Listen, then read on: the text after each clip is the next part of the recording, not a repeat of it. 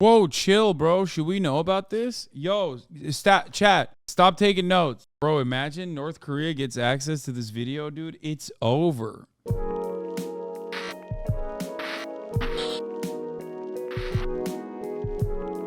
saying it. Let's watch this Oppenheimer vid now. Robert Oppenheimer might be the most important physicist to have ever lived. He never won a Nobel Prize, but he changed the world more than most Nobel Prize winners. Under his leadership, the best physicists of the 20th century built the atomic bomb, forever changing the course of history. If there is another world war, this civilization may go under. He has affected every war waged and every peace settled since the end of World War II. He also created a way for humanity to destroy itself. Now I am become death, the destroyer of worlds. This video is about how to build an atomic bomb, the life of Oppenheimer, and why serious scientists were worried. Yeah, guys, spoiler alert for Oppenheimer, okay? I'm just going to say it right now. If you're trying to go do the double matinee Barbenheimer this weekend, spoiler alert, this has some Oppenheimer spoilers. Saying. About the explosion setting fire to the atmosphere, ending all life on Earth. Part of this video is brought to you by Ren. When J. Robert Oppenheimer was 21, he placed an apple laced with toxic chemicals on the desk of his physics tutor. The tutor, Patrick Blackett, was an experimentalist, and he had hounded Robert to do more of what he thought Robert wasn't very good at, experimental work. Oppenheimer had already been spending his days in a corner of J.J. Thomson's basement laboratory, attempting to make thin films of beryllium, which were used to study electrons. But Oppenheimer was clumsy and not good at this work.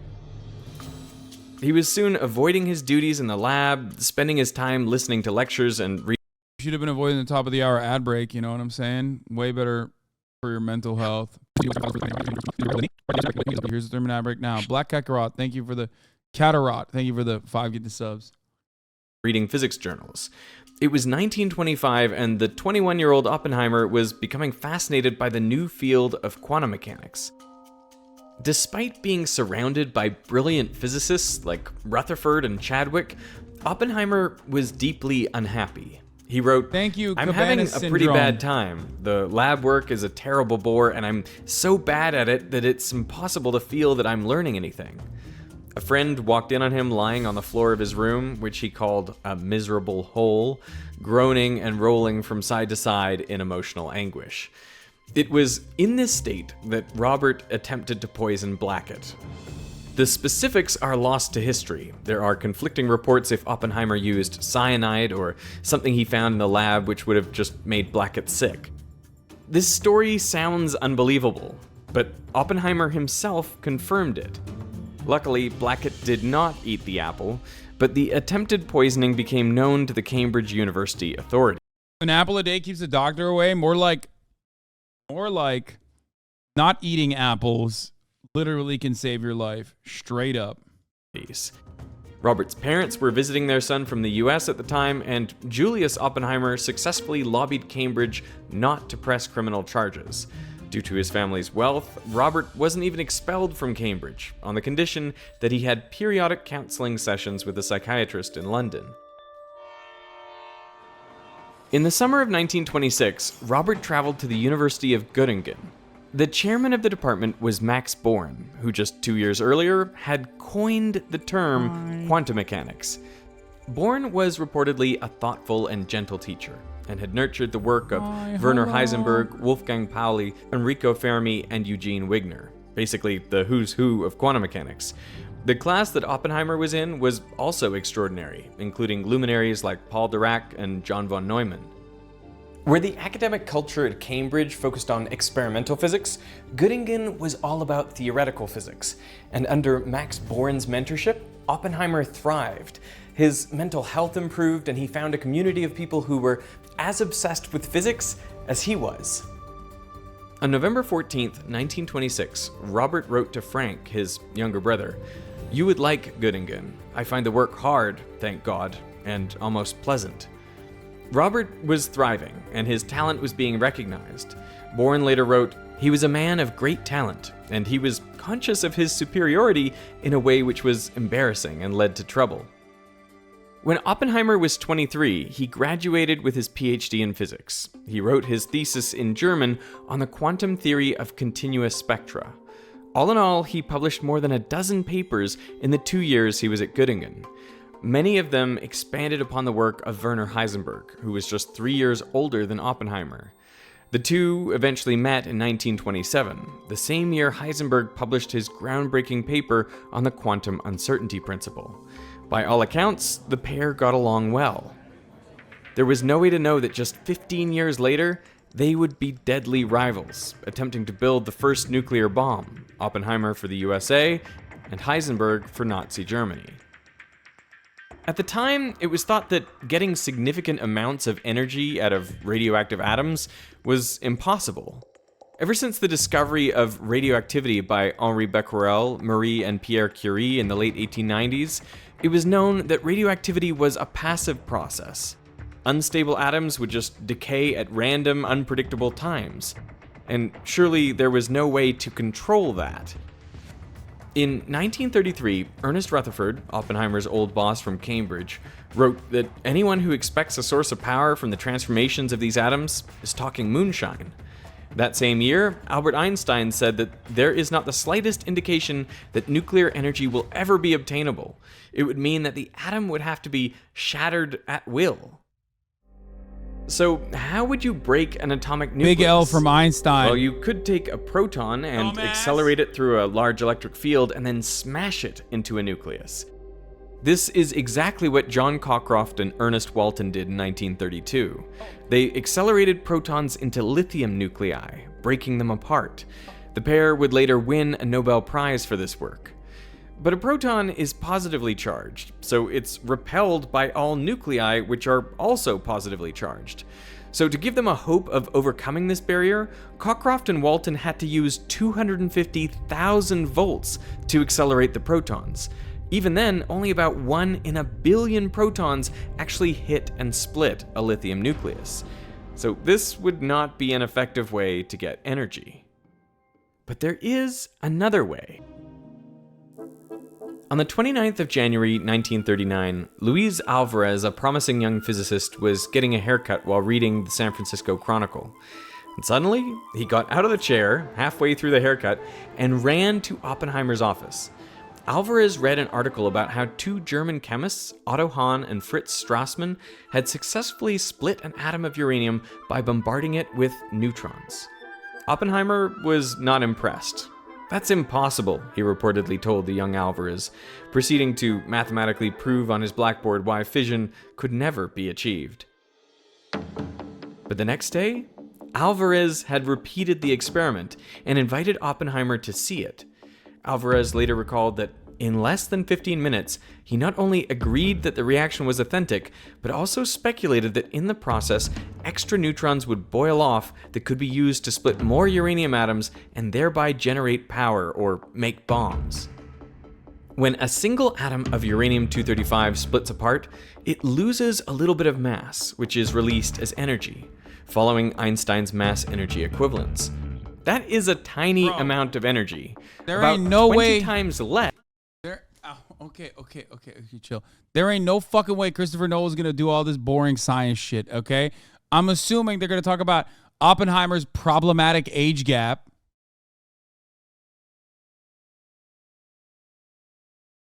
Not boring, what the fuck? Boring, you fucking peasant. All the stem cells lose their fucking mind. All the stem cells go, what? You don't want to learn about how neutrons need to be bombarding the fucking atom in order to break it? It's not boring. This is my life's work.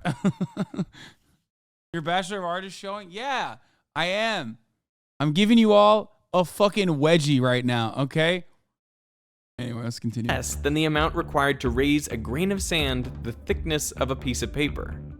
But atoms are also tiny. In a 1 kilogram lump of uranium, there are about 1 trillion atoms, so the energy quickly adds up. Soon, almost everyone was convinced. In August of 1939, Einstein, who just 6 years earlier believed that nuclear bombs were impossible, signed his name to a letter addressed to President Franklin Roosevelt. The letter, actually written by Szilard, warned Roosevelt of the possibility of nuclear weapons. It also pointed out that Germany had access to uranium from the mines in Czechoslovakia, which was recently taken over by the Nazis. Roosevelt began an informal uranium committee to discuss this topic, but then for 2 years, nothing happened. After completing his PhD, Oppenheimer became a physics professor, first at UC Berkeley and then at Caltech. The brilliance he had shown under Max Born's tutelage didn't fade. Indeed, it blossomed into a remarkable but strange physics career. In the 15 years after finishing his PhD, Oppenheimer made important contributions to everything from nuclear physics to quantum field theory and even astrophysics. He had a number of Nobel Prize-winning ideas. One of his students, Willis Lamb, became a Nobel laureate, but Oppenheimer himself was nominated 3 times but never actually won the Nobel Prize. When asked why he thought that Oppenheimer never won the Nobel Prize, Murray Gell-Mann said that he didn't have Sitzfleisch, a German word that translates to sitting flesh, the ability to sit down in a chair for a long time and do the hard work. He never wrote a long paper or did a long calculation. He didn't have the patience for that. Wolfgang Pauli also said, his ideas are very good, but his calculations are always wrong. But Oppenheimer was amazing with people. He was a natural and charismatic leader. And this combination, his charisma and his ability to generate great ideas, would serve him well in the next phase of his life.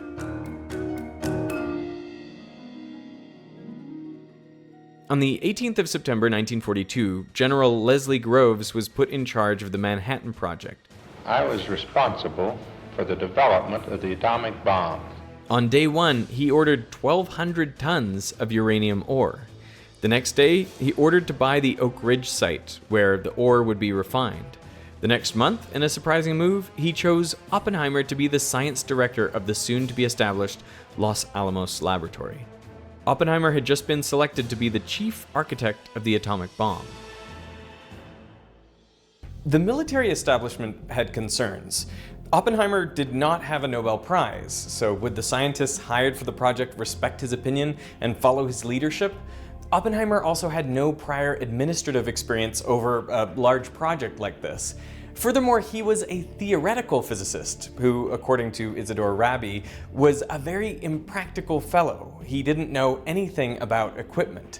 And then there was the problem of Oppenheimer's political stance. He had links to the Communist Party, including his wife, Catherine, who was a member of that party. But Groves was impressed by Oppenheimer. He valued his overwhelming ambition. He also knew that Oppenheimer's ability to understand problems not just in physics, but chemistry, engineering, and metallurgy would be invaluable. Groves thought that Oppenheimer was a real genius, saying that, why, Oppenheimer knows about everything. He can talk to you about anything you bring up. Well, not exactly, he doesn't know anything about sports. The two men couldn't have been more different. Lame. Oppenheimer weighed half as much as Groves, despite both of them being nearly 6 feet tall. Ideologically, Oppenheimer was a communist, Groves a staunch conservative. But Groves was convinced that Oppenheimer would be the person that would build the atomic bomb before the Nazis, and that was all that mattered. Isidore Rabi later commented, Did Americans care about communism in the 40s? Yes. Yes. America was still very anti-communist even back then. Chatter? World War II and the side that we were on could have been dramatically different.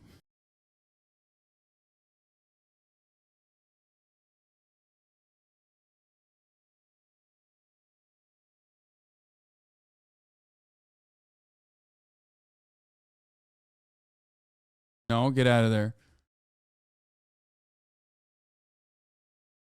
Yeah, we could have had like a very different approach to World War II. There was some pretty big I would go so far as say part of the reason why. Okay, let me explain something to you. Part of the reason why, in my opinion, people are going to get mad at me and say that this is like ahistoric and fuck you and you're wrong. I think part of the reason why America assuredly joined the side of the Allies rather than the Axis in World War II was because the Anglification of any kind of Germanic origin and German culture in America was destroyed by World War I.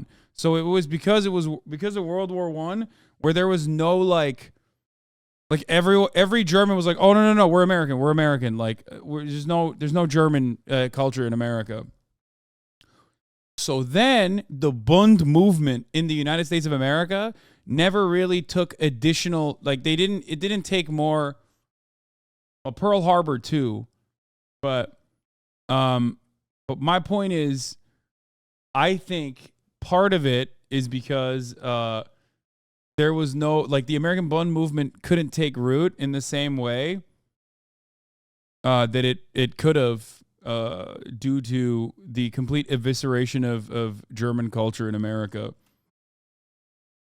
But yeah, we were just going to wait it out until Pearl Harbor, so that's the biggest one in my opinion. Yeah, I'm saying.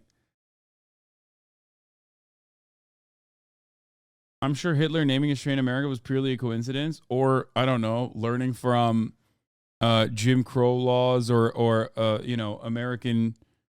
Yeah, Hitler openly talking about a lot of the things that America did in a positive way.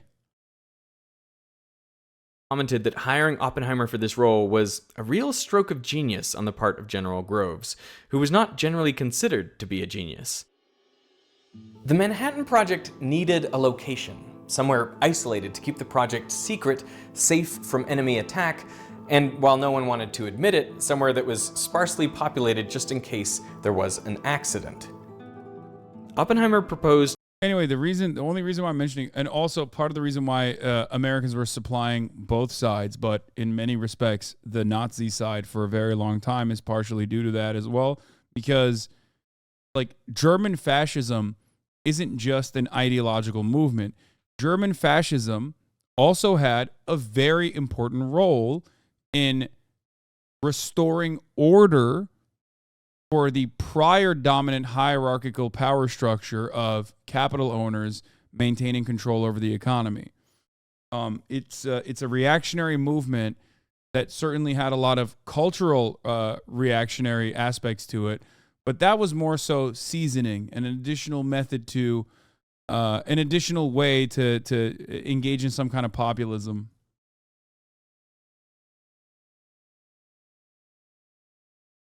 I read that it wasn't true that we were supplying the Nazis during World War II. No, we're talking about leading up to World War II.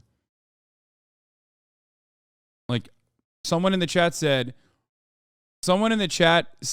did Americans care about socialism and communism in the 40s? And that's why I'm explaining to you that, yes, of course, we had here in the United States of America a very similar reactionary, borderline fascist. Hey, what's up? Borderline fascist, if not openly fascist, corporate capital owner group. Anyway, let's continue. Los Alamos, New Mexico. He had fallen in love with the harsh desert and the mountains of New Mexico when he was in his 20s. In 1929, Oppenheimer wrote to a friend, "My two great loves are physics and New Mexico. It's a pity they can't be combined." But Oppenheimer had severely underestimated the logistical challenge ahead. By this point, making the atom bomb didn't seem impossible. Look at her. Look at her sitting there going, oh man, I fucked up. Okay, I shouldn't have barked. Don't even think about it.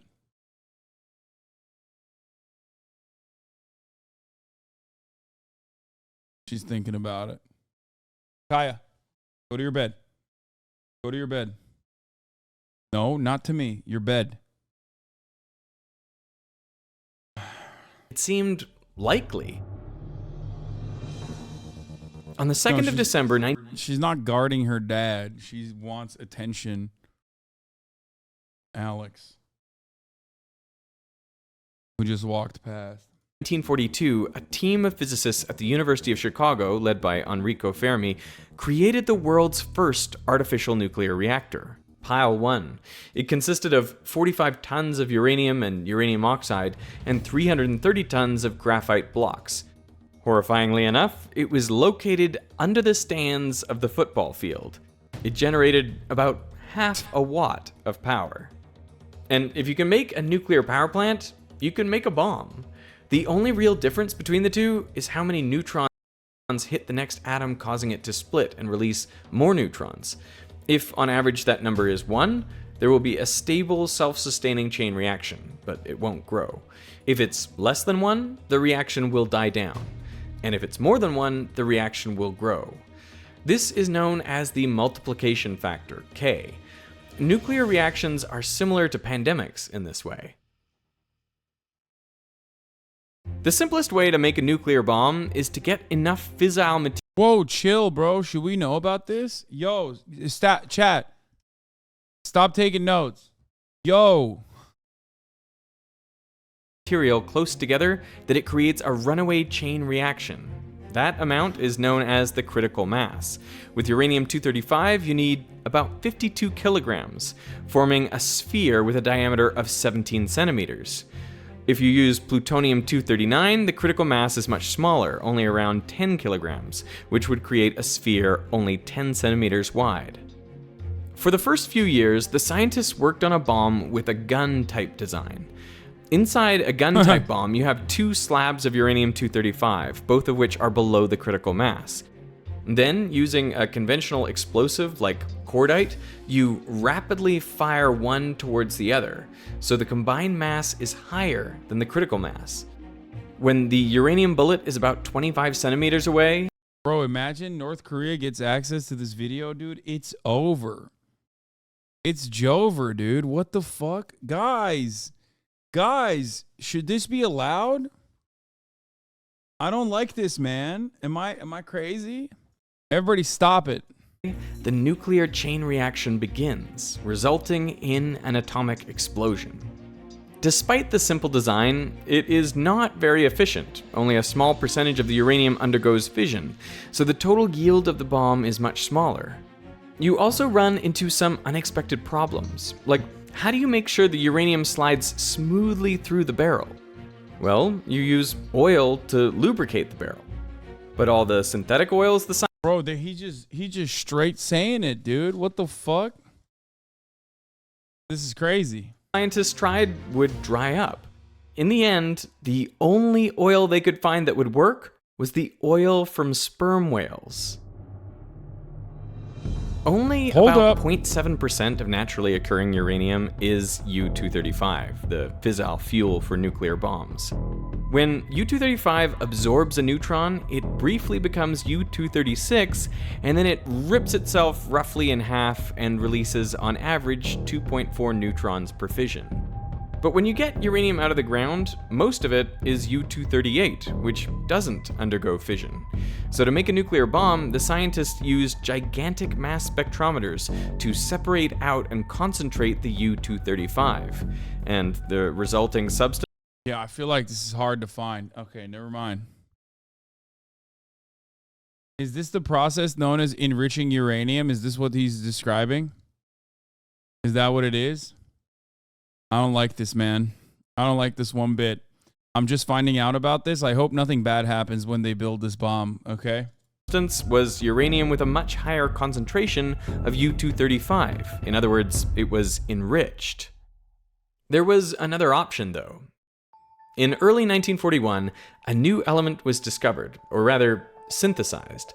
When a neutron is absorbed by a nucleus of uranium-238, it turns into uranium-239. U-239. Whose idea was it to use whale sperm, though? Yeah, you gotta be like... It's like the first guy that sucked on a fucking cow titty. You know what I mean? Like, great, your contributions are wonderful, but also, like, you're kind of gross. You know what I mean? Sperm, whale, not whale sperm. Oh, it was a sperm whale. It wasn't whale. Okay. Yeah, that makes sense. That makes a lot more sense. I thought it was like straight up like the nut. Like whale nut.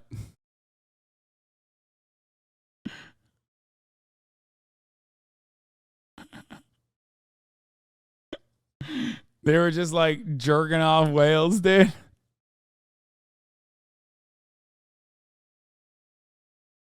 They were like, let's see what that wussy do. Oh, geez. 39 is unstable, so it decays into neptunium, which then becomes plutonium. There are three things that matter for this story. First is that plutonium-239 is a great fuel for a nuclear bomb. It has a critical mass of only about 10 kilograms.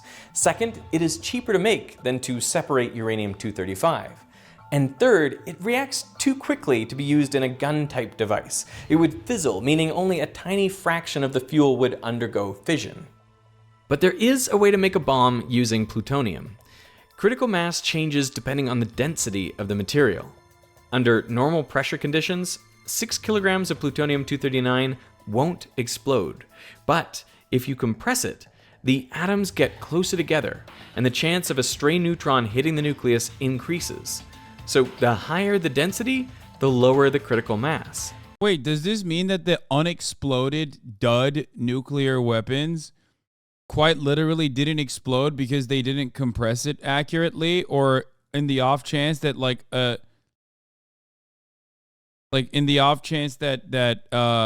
the neutron did not hit the nucleus?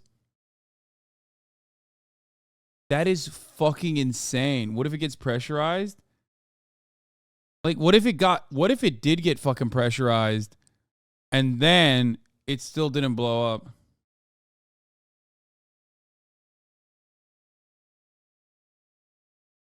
It's why bombs falling out of planes and shit isn't actually a risk of explosion. They were pretty much dirty bombs. Most of the fuel wasn't used.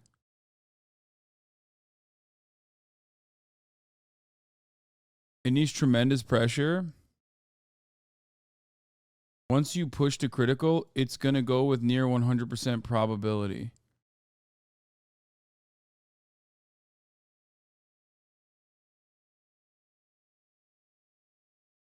Oh, what the fuck? Literally a scientist now? Dude, they should fucking...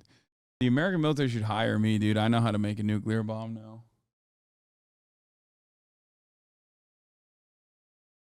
No.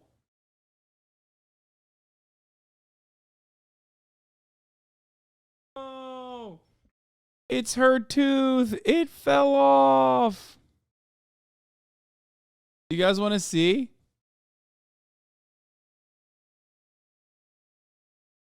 It's her baby tooth.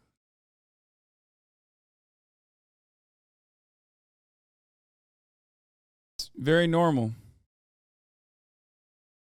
Oh, so sharp.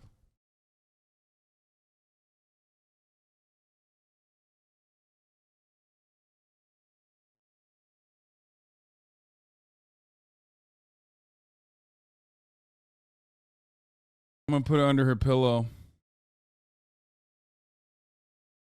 It's so funny. She has like no idea what just happened. I just caught her like trying to pick it up off the ground and like bite into it again. You know what I mean? Like as though it's just like something that she had. It's like something that she had in her mouth that she's going after her tail now. Increases. So the higher the density, the lower the critical mass.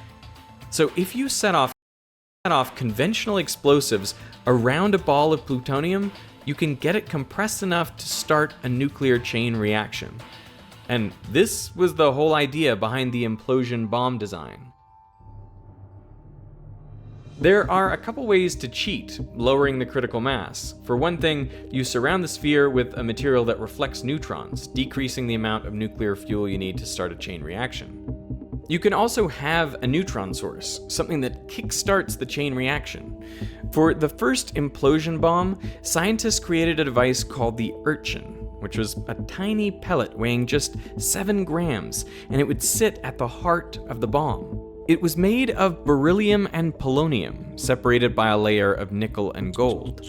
The idea was that when the explosives detonated, the shock wave would mix the beryllium and polonium together, and then the alpha particles from polonium would cause the beryllium to release a flood of neutrons, which would set off the nuclear chain reaction.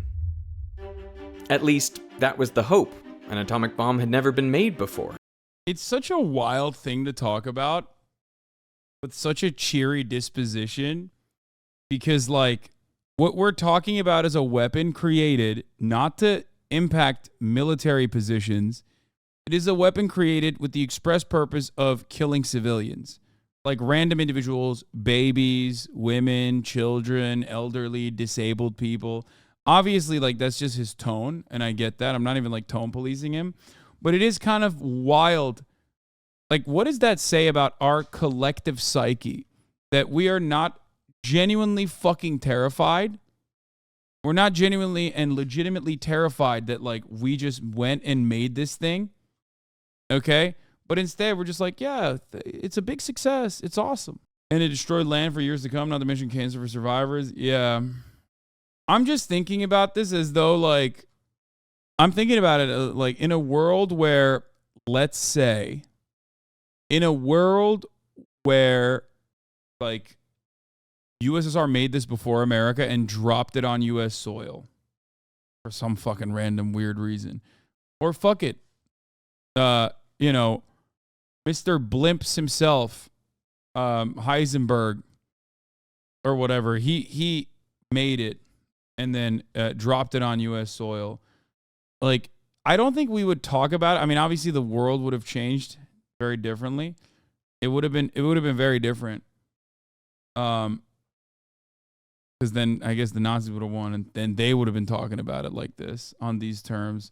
But my point is, like, if America still somehow won, Marshall Plan, everything else happened, I don't think they would be this positive about I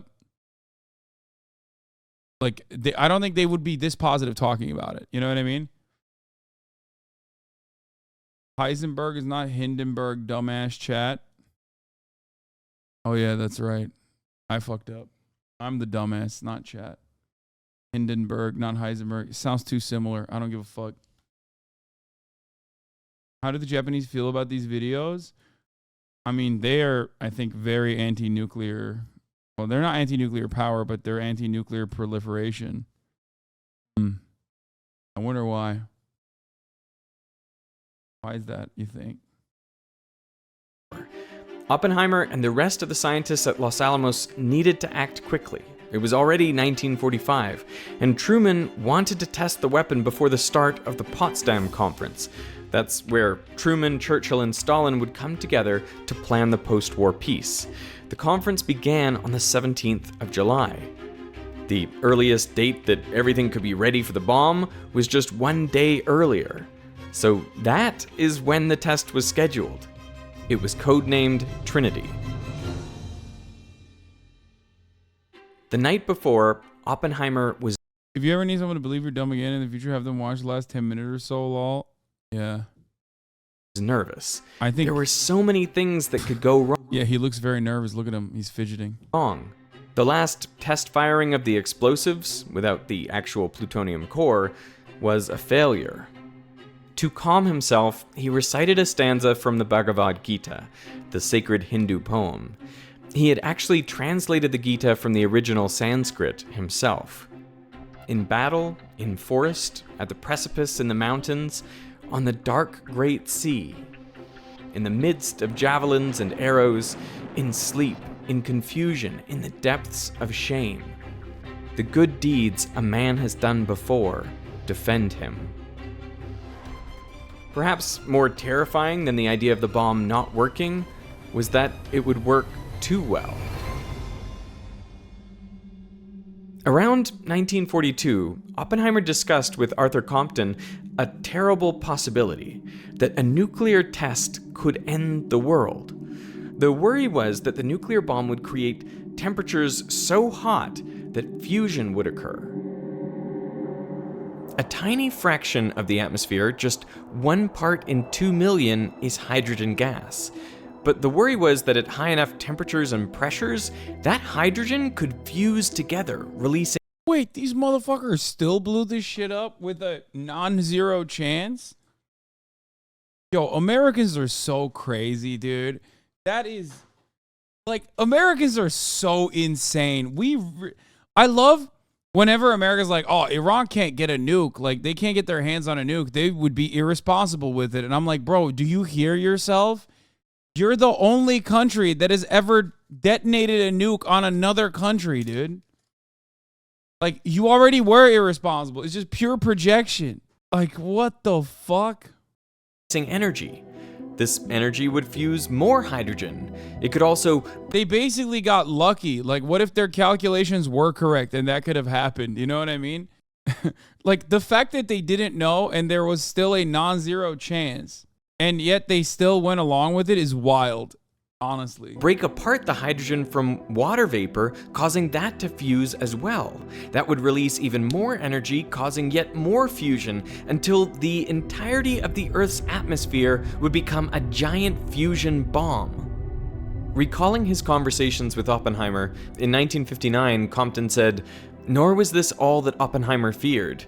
The nitrogen in the air is also unstable, though in less degree.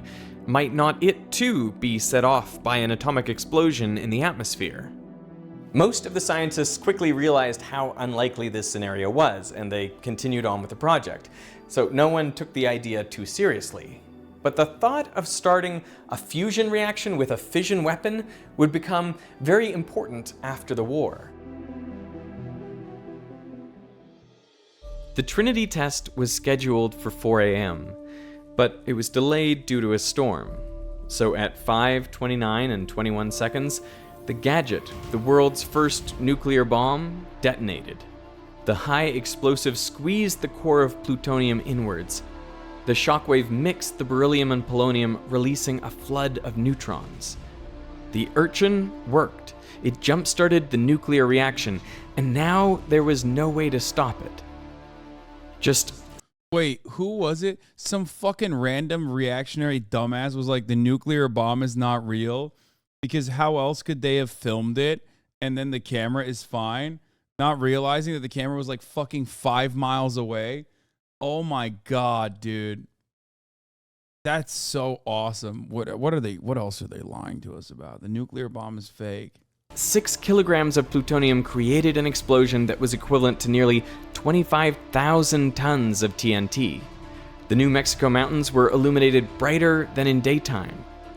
The shockwave was felt from over 160 kilometers away. The mushroom cloud rose to 12 kilometers into the sky. It was so hot that the desert sand melted into a glassy mineral now known as trinitite. Fortunately, the blast did not set fire to the atmosphere. Yeah, that would have sucked, dog. It's like crazy that we had a likelihood of like blowing up the fucking entire planet. That's insane. Hey, you just got to figure it out somehow, you know what I mean? On August 6, 1945, the Boeing B-29 Flying Fortress dropped Little Boy, a gun-type nuclear bomb with 64 kilograms of enriched uranium. The nitrocellulose ignited, pushing the slugs of uranium-235 together, tipping it over its critical mass. The blast from the explosion, equivalent to 15,000 tons of TNT, killed nearly 70. You want to know the worst part about this? Like, unrelated to the story at hand here, is that because of all of like the Looney Tunes television cartoons, I can never hear TNT and think it's anything but comical. Like this guy just said like, oh, it's the equivalent of Together, fucking whatever, tipping it over its critical mass. Like, oh, it's like 11,000 tons of TNT. I'm like, oh, dude, that's so funny. In my mind, immediately I think of like dynamite from Looney Tunes. It's so fucked up. The blast from the explosion, equivalent to 15,000 tons of TNT, killed nearly 70,000 people. Another 70,000 would die from burns and radiation poisoning in the following months. 3 days later, an implosion-type bomb, like the Gadget, was dropped on Nagasaki, killing an estimated 80,000 more people. Yeah, they just went they went and fucking dropped it again. They were like so nice we had to do it twice. It's so fucking. More than 95% of the 225,000 people killed in the bombings of Hiroshima and Nagasaki were civilians. Yeah, I mean, of Most course. were women and children. In 1965, recalling the moments after the Trinity test, Oppenheimer said that he thought of another verse from the Gita. He knew the world would not be the same. We also firebombed civilians for 50 months leading up to this.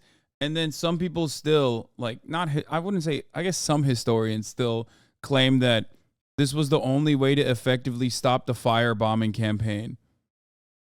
Like, it would have been worse off for Japan overall if we just never stopped the firebombing campaign and continued it, especially because all the Japanese houses are made of wood, and never dropped the nuclear bomb, because then there's no other way to do it. There's no other way to do it. You just you have to either keep firebombing or nuke it, you know? People in high school literally make this argument. Yes, because they're fucking insane. Few people laughed. Few people cried. Most people were silent. I remembered the line from the Hindu scripture, the Bhagavad Gita. Vishnu is trying to persuade the prince that he should do his duty, and to impress him takes on his multi-armed form and says, "Now I am become death, the destroyer of worlds." I suppose we all thought that one way or another. After the war, Oppenheimer was a national hero. His portrait was on the cover of Time magazine, and he became a household name. Again, stop for a moment. A lot of you are American, or you live in the Western world. We know this from the census, right?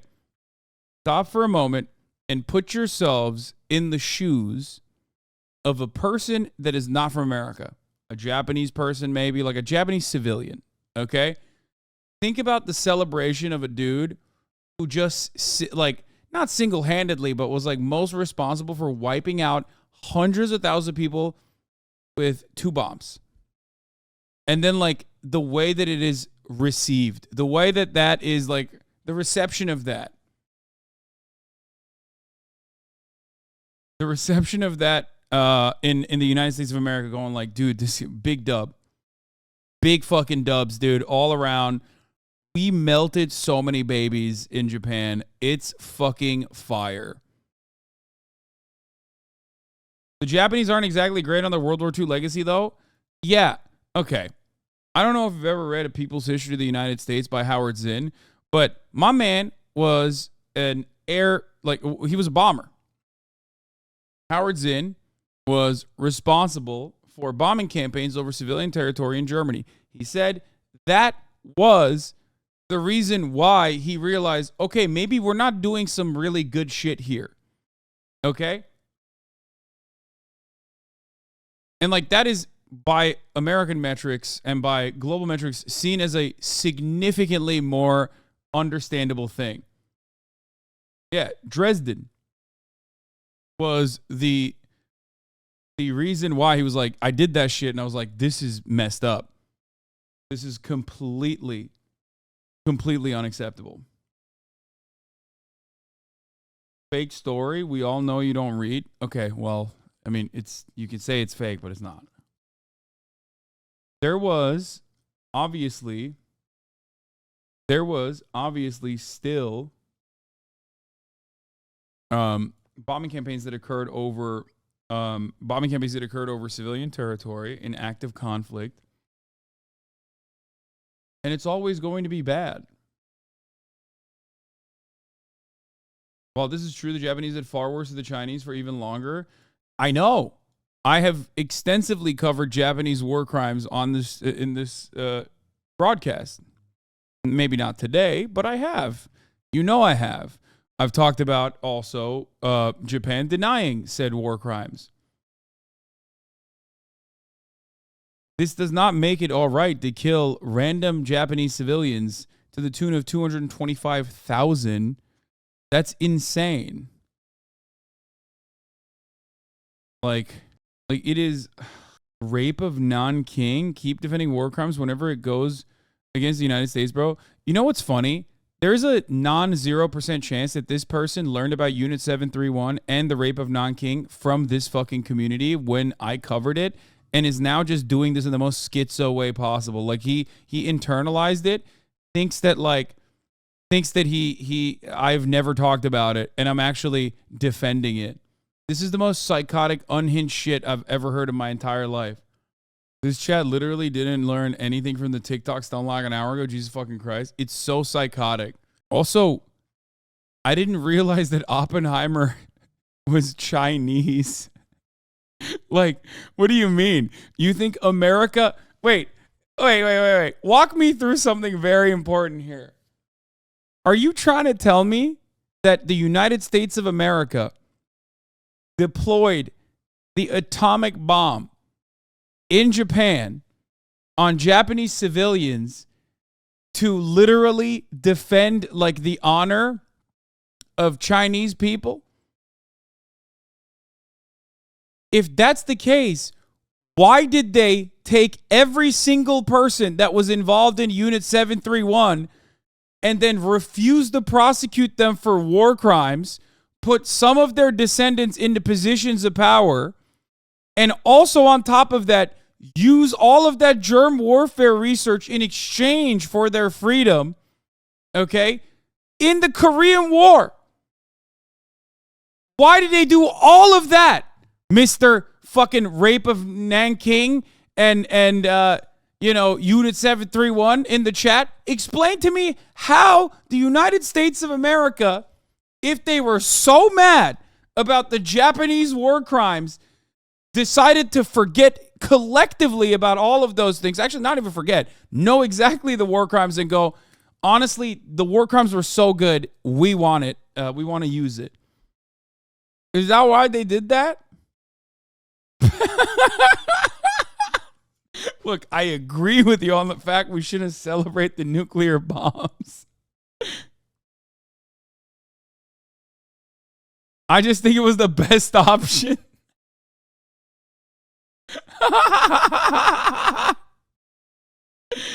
It's psychotic.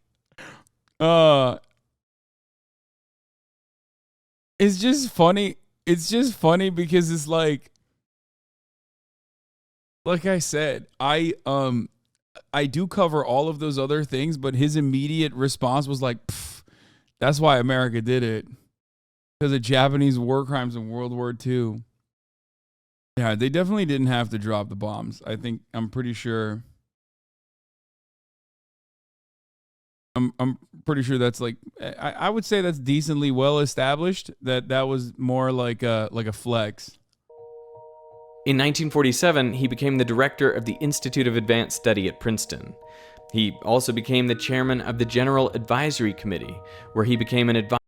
No one said that. You acted like Japan was innocent while learning about Oppenheimer or whatever the fuck that commie's name was. Yeah, I famously said Japan were the victims of World War II.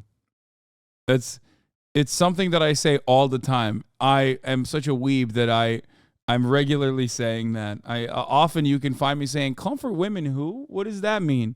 It's in the name. These are comfortable women, right? That's advisor on nuclear weapons related issues. He used his position to argue for arms control. In August 1949, the Soviet Union tested their first atomic weapon.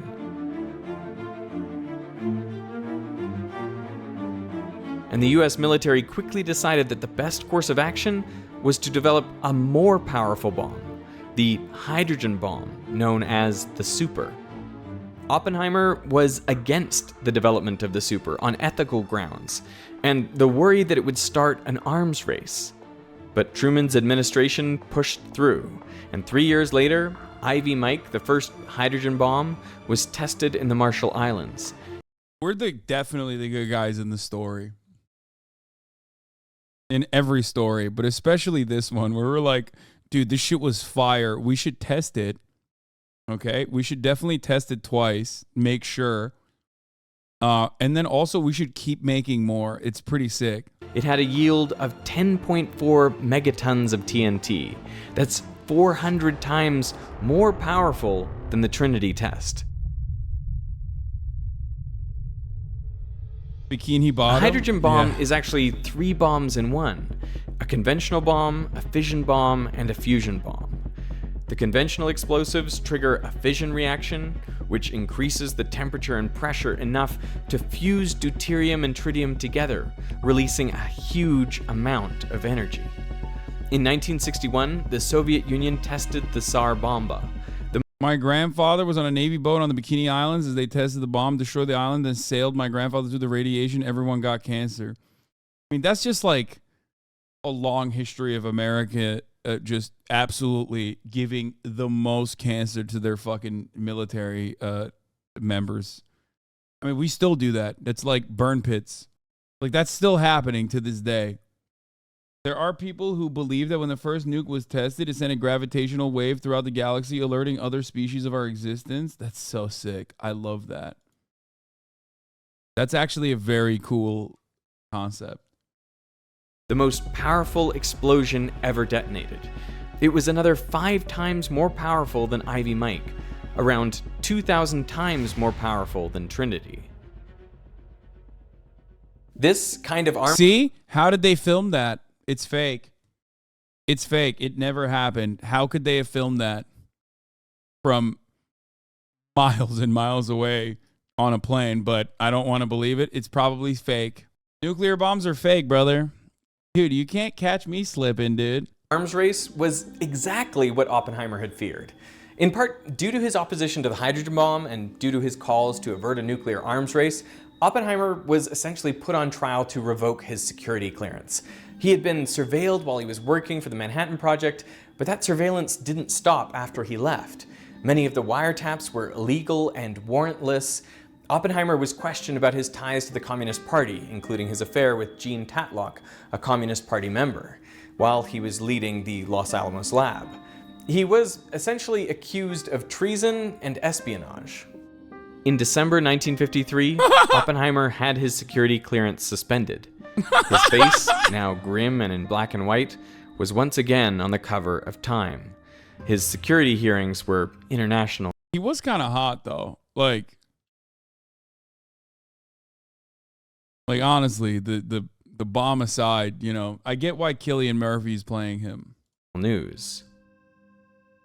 In 1964, German playwright Heinrich Kippert wrote a play about Oppenheimer's life. Oppenheimer was sent a copy of this script, and he hated it so much that he threatened to sue. He especially despised the final scene where the character of Oppenheimer realizes the evil of his work. And I quote, "We have been doing the work of the devil." To Oppenheimer, it was always more complicated than that. I think that it probably was assumed. It certainly was always assumed at Los Alamos that if the war were not over and not clearly to be brought to a conclusion by diplomatic means, this weapon would play a part. At the time, the alternative, the campaign of invasion, was certainly much more terrible for everyone. Copium. Also, how about none of that? You know what I mean? Copium. Concerned. I think that Hiroshima was far more costly in life and suffering and inhumane than it needed to have been an effective argument for ending the war. This is easy to say after the fact. In 1965, he was asked about the recent proposal of talks with the Soviet Union to halt the proliferation of nuclear weapons, and his response was, it should have been done the day after Trinity. Later that same year, he was diagnosed with throat cancer. He was a lifelong smoker, and he died on the 18th of February, 1967, aged 62.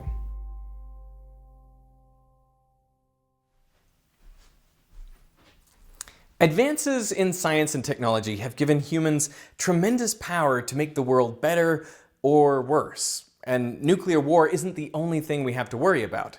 Human-caused climate change poses a serious threat to ecosystems and the most vulnerable people around the world.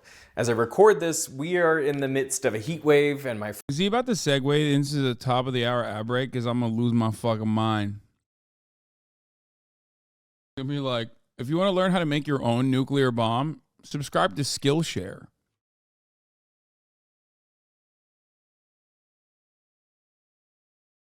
You know what I mean? Because at the top of the hour, there's a 3-minute ad break, and Skillshare will help you avoid those ads. It'll give you the skills. Just kidding. I'll give it to you for free. It's called a $5 a month subscription or a free one.